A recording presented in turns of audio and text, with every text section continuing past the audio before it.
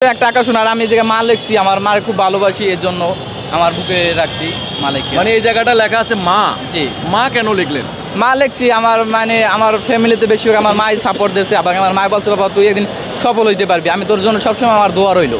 তাই আমি মাকে ভালোবাসি। আমি একটা ড্রেস আপ বানাইছি, আমি এই যে দেখেন কাটে এভাবে লেখা আছে, এই যে জায়গায় লেখা আছে পটুয়াখালীর বিখ্যাত চানাচুর। আমি একটা পোশাক বানাইছি আর লিখছি মা এন্টারপ্রাইজ।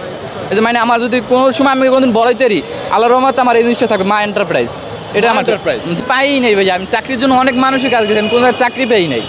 আমি চাকরির জন্য এমন কোনো মানুষ নেই যে পাও না ধরছি। তারপর নিজে চিন্তা করছি যে আসলে আমার একটা জেদ যে আমার চাকরি মানুষ করবে। এটা আপনার সাথে আমি বলি, আমার চাকরি মানুষ করবে, এরকম একটা নিজের ভিতরে নিজে প্রতিষ্ঠিত হওয়ার জন্য একটা অহংকার নিছি যে আমার চাকরি মানুষ করবে। আমি যখন মানুষের চাকরি পাই নাই, তাহলে আমার চাকরি মানুষই করে। আপনি মানুষকে চাকরি দিবেন কি করে? জি, আসলে আমরা ক্ষুদ্র থেকেই স্বপ্ন দেখা ভালো। আমি যদি একটা গাছ করতে চাই, আগে আমার গাছের গোড়া যেতে হবে, তারপর ধাপে গাছটা আগা করতে হবে। আর যদি আমি এই জায়গায় বসে বলি যে আমি গাছের আগা উঠবো, ওটা জীবনে আমাদের সম্ভব না।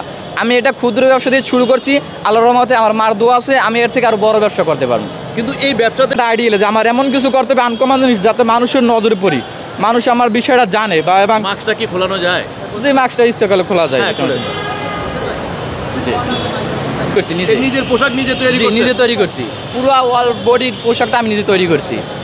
সুপ্রিয় দর্শক, আসসালামু আলাইকুম। দর্শক, একজন ব্যক্তি যখন চাকরির পিছনে ঘুরতে ঘুরতে নিজের পায়ের জুতা ক্ষয় করে নিজের সংসারের যন্ত্রণা ভোগ করতে করতে তিনি যখন আর কিছুই না দিশ পেয়ে তখন নিজের ব্যবসাটা 2000 টাকার ব্যবসা দিয়ে শুরু করলেন তার জীবনের একটা নতুন অধ্যায়। এক কথায় বলা যায় যে তিনি নিজের পায়ের জুতা ক্ষয় করে তখন আর কোনো দিশ না পেয়ে তখন ইন্টার পড়ার খরচা এবং নিজের খরচা এবং নিজের পরিবারকে চালানোর ব্যবস্থা করলেন। এমন একজন স্কুল স্টুডেন্ট, যে ইন্টার পড়ুয়া স্টুডেন্ট, তার কাছ থেকে আমরা শুনবো যে এই আরিফ হোসেনের কাছ থেকে যে তিনি কিভাবে কেন আজকে তিনি এই অবস্থানটা তৈরি করলেন এবং নিজের মাস্ক পরে নিজেকে ডেকে আর কতদিন আড়াল করে রাখবেন। আজকে আমরা তার পুরো বিষয়টা একটু জানানোর চেষ্টা করি। চলুন দর্শক। আসসালামু আলাইকুম। ওয়ালাইকুম আসসালাম। কেমন আছেন ভাই? জি, আলহামদুলিল্লাহ ভালো আছি। ভাই, আপনি মাস্ক পরে আছেন কেন? নিজেকে কেন দেখাতে চাচ্ছেন না, একটু আমাদেরকে একটু বলবেন। মাস্ক পরে আসছি ভাই, আমার একটা লক্ষণ যে আমি নিজে সফল হচ্ছে, আমার নিজের একটা পরিচয় বাইক করতে চাই। এই জন্য মানে আসলে আমি কারো কাছে সমস্যা নাই দেখার, কিন্তু এটা একটা নিজের কাছে, যেমন আমি একটা স্টুডেন্ট হইয়া এই ব্যবসা করতেছি, এলে নিজের একটা লাগে। তাই তবে ব্যবসা হয়েছে সাহসিকতা, আমার সাহসিকতা আছে দেখে আমি ব্যবসা করতে নামছি। আমাদের মতো আরও বহুত স্টুডেন্ট আছে, বাপ মার টাকা পয়সা আছে, তারা বাপ মার টাকা পয়সা চলে। আমরা হচ্ছি নর্মাল ফ্যামিলির পোলাপান, ঠিক আছে, আমারও টাকা পয়সা নাই, তা আমরা নিজের আয় রোজগার করে নিজের ফ্যামিলিও চালাই, বা নিজের লেখাপড়ার খরচ এবং নিজেও চলতে আসি। কিন্তু চাকরি করলেন না কেন আপনি? চাকরি ভাই, আমি ঢাকায় আইছি, ঢাকায় যাওয়ার পরে আমার বন্ধু বান্ধব আছে, ভাই বেড়াদার, মামু খালি কোনো অবস্থাশালী ভালো না। তারপর এমন কোনো মানুষ নাই যে আমি আইতে পাও দিন এটা চাকরির জন্য, কোনো মানুষ আমার চাকরি দেয় নাই। কারণ আমি একটা জিনিস লক্ষণ ভাবছি যে হে ভাবে যদি হার আমি চাকরি দিই, তাহলে আর জায়গা কেন আমি পরিবর্তন করে হেলাই, বা আমি চোখ পড়লি এই লেগে আমার মনে হয় না যে কেউ আমার চাকরি দিয়েছে।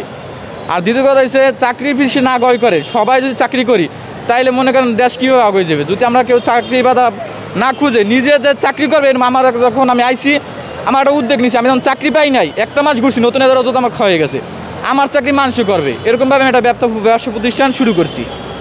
তো আপনি আমাদেরকে বলবেন যে না, আপনার যে পুঁজিটা আসলে এটা কিসের ব্যবসা, কিভাবে আপনি এটা মাথায় আসলো কি করে যে আপনি এই কাজটা করবেন? একজন স্টুডেন্ট হয়ে একটা বড় কোম্পানিতে চাকরি করবেন, ব্যাংকে চাকরি করবেন, ভালো একটা অবস্থানে যাবে, কিন্তু সেটা না করে আপনি এইভাবে রাস্তায় আপনার পোশাক আশাক সম্পূর্ণ আলাদা, একটু কেন এই মাথায় আপনার এই আইডিয়াটা আসলো?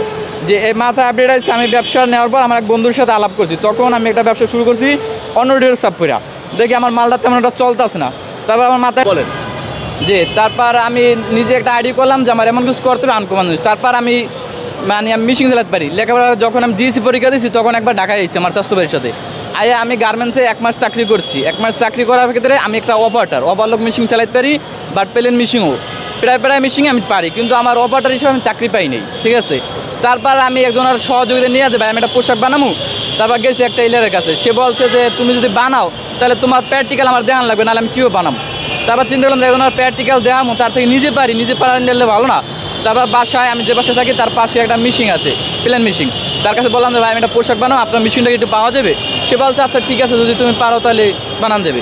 তারপর নিজে উদ্যোগ দিয়ে নিজে এই পোশাকটা 8 দিন ধরে তৈরি করছি। 8 দিন এই পোশাকটাকে তৈরি করছে আমি নিজে তৈরি। আচ্ছা, এখানে আমরা দেখতেছি যে আপনার পোশাকে কি আছে, একটু বিশেষত্ব একটু বলবেন? পোশাকের বিশেষত্ব আছে মা এন্টারপ্রাইজ। যে কোনো যদি আল্লাহ পাক যদি আমার সফল হওয়ার চেষ্টা করে, আমি এই জায়গায় এটা লেখা রাখতে মা এন্টারপ্রাইজ, আমার এটা কোম্পানির কাজ একটা ইয়ে হবে। এই যে এখানে যে সামগ্রীগুলো বিক্রি করতেছেন আপনি, এখানে কি কি রয়েছে একটু বলবেন আমাদের? এখানে রয়েছে চাউল ভাজা, চিড়া ভাজা। চাউলটা আমি নিজে হাতে ভাজি খুব সুন্দর করে, মনে করেন এই যে রাত্রে 10টার পরে জামু যাই এগুলো থুয়ে চাউলটা নিয়ে নিজে মনে করেন চাউলটা বাজলে প্রায় আমার রাত 2-3টে বাজে যায়। চালগুলো আস্তে আস্তে ভাজি অল্প অল্প করে দিয়ে মানে ফলে ভালো, আর কেনার চালটা পাওয়া যায়, তার থেকে বাজারটা একটু মানে ভালো লাগে নিজের কাছে। তো ওইটা ভাজা চাল ভাজা, চিড়ে ভাজা এবং চানাচুর মিক্সচার করে তারপর বিক্রি করি। এটা গটি গরম বলে। মানে কত টাকা মানে বিক্রি করেন? দৈনিক মনে করেন কত 1000 হানে হয়, 1800 এরকম। মানে যখন গরমকাল ছিল তখন মোটামুটি কাজে আমি চলতে পারছি। এখন শীত আইছে, এখন আমার মানে আমি নারায়ণগঞ্জ থাকি, ঠিক আছে, আমার এখন মোটামুটি কাজে চলে না। 1000 টাকা বেচলে আমার 600 টাকা এটা খরচই আছে, মালামাল নিয়ে আইছি। তারপর আমার থাকে তো 300, 400, কোনোদিন 400 থাকে, কোনোদিন 250 থাকে, এরকমের অবস্থা। যখন গরমকালে তখন কেমন থাকতো? গরমকালে মনে করেন 1000, 1200, 1500 এরকম বিক্রি করতে পারছি। আচ্ছা, আপনি যখন এই ব্যবসাটাতে আসলেন, যে চাকরির পিছনে যখন ঘুরলেন, তখন কি অবস্থান ছিল? চাকরি করা অবস্থায় কতটা ভালো ছিলেন, আর এখন যে স্বাধীন ব্যবসাটা করতেছেন এই ব্যবসাটাতে কতটা ভালো রয়েছে? না, আমি তো চাকরি মানে চাকরির জন্য আপনি হাত ধরেছেন, পা ধরেছেন, কিন্তু তবু আপনি চাকরি পান নাই। কিন্তু এখন কি অবস্থানটা? এখন অবস্থা আমি নিজে স্বাধীনভাবে ব্যবসা করতেছি। এই ব্যবসাটার সামনের দিকে আরও ভালো করার চেষ্টা আছে। এরকম যে আমার চাকরি মানুষ করুক, আমি মানুষ দিয়ে কাজ করাবো, আমি এরকম কিছু চাই। এটা তো একটা ছোট্ট ক্ষুদ্র একটা ব্যবসা, এটা থেকে আপনি বড় হতে পারেন। আপনি বললেন আপনার মায়ের দোয়া আছে, মাশাআল্লাহ, আমরা খুবই ভালো একটা উদ্যোগ নিয়েছেন আপনি। আমাদেরকে বলবেন এই ব্যবসা দিয়ে আপনার কি কি চলে, এই টাকাটা কোথায় কোথায় যায় আপনার? এই টাকাটা দিয়ে আমার নিজের খরচ চলে, নিজে পাক করে খাই বেচালার, এবং আমার ফ্যামিলিকে দিই, এবং আমার লেখাপড়ার খরচটা এখান থেকে চালাই। আমি মানে স্যারের বিকাশে পাঠাই দিই আমার খরচটা, যে আমার মানে পরীক্ষা বাবদ কত টাকা যায় এগুলো আমি পাঠাই দিই, এবং ফ্যামিলিতে কিছু টাকা দিই, এবং নিজেও চলি এই ব্যবসা থেকে। জি, এই ব্যবসা থেকে। মানে কোনো কষ্ট হয় না তো? কষ্ট তো হয়, সারাদিন এটা কাঁধে নিয়ে ঘুরি। এটা কমপক্ষে 5 কেজি মাল আছে, চানাচুরি 5 কেজি, তারপর ময় মশলা দিলে কমপক্ষে এটা 7 থেকে 8 কেজি ওয়েট হয়। তারপর এটা আমার কাঁধে নিয়ে ঘুরতে অনেক কষ্ট হয়। আমি চাকরির পিছিয়ে বহুত ঘুরছি, এমন মানুষ আছে তাদের হাত পাও এমন কিছু নাই যে না ধরছি। তারপর নিজে একটা উদ্যোগ নিলাম যে আমি যখন চাকরি পাই নাই, তো আমি এটা কিছু করবো। তারপর আমি এই ব্যবসাটা শুরু করি। এই ব্যবসায় যে টাকা আয় তা দিয়ে আমার নিজের খরচ, লেখাপড়া চলে, আমার ফ্যামিলি, আমার মাকে দিই, এবং মনে করেন আমার সামনের দিকে চলাফেরা সব কিছু এই ব্যবসা দিকেই চলে। এবং আমি মাকে খুব ভালোবাসি, তাই এই জন্য আমার এই ড্রেস আপে মা লেখছি। আচ্ছা, এই যে মাটা লেখছেন আপনি এখানে, এই পোশাকটা কে বানাইছে একটু বলবেন? পোশাকটা আমি নিজে বানাইছি। পোশাকটা আপনি নিজে বানাইছেন? জি। আর মায়ের নামটা লেখার কারণটা কি? মায়ের নামটা লেখার কারণ হচ্ছে মাকে খুব ভালোবাসি, এবং মায় আমার খুব ভালোবাসার জন্য মায়ের নামটা লিখছি। মানে আমার এই অবস্থায়, আমার সুখে দুঃখে সবসময় আমার মাই পাশে আছে। ভালো মন্দ যা মার সাথে শেয়ার করি, মা আমার জীবনে এইভাবে চলতেছে। মা বলতেছে, বাবা দেখ, একদিন তুই বড় হবি, আমার দোয়া আছে তোর সাথে। এই জন্য মা আমার সাপোর্ট দেয়, এবং আমি মাকে খুব ভালোবাসি। মানে স্বপ্নটা কি আপনার? যে চাকরি খুঁজে পান নাই, এখন আপনি নিজে এই ব্যবসাটা শুরু করছেন, ভবিষ্যৎ পরিকল্পনা কি? ভবিষ্যৎ পরিকল্পনা, আমি বড় হতে চাই। আমার মার আশীর্বাদ আছে, এবং কীভাবে হম এটা থেকে ধাপে ধাপে।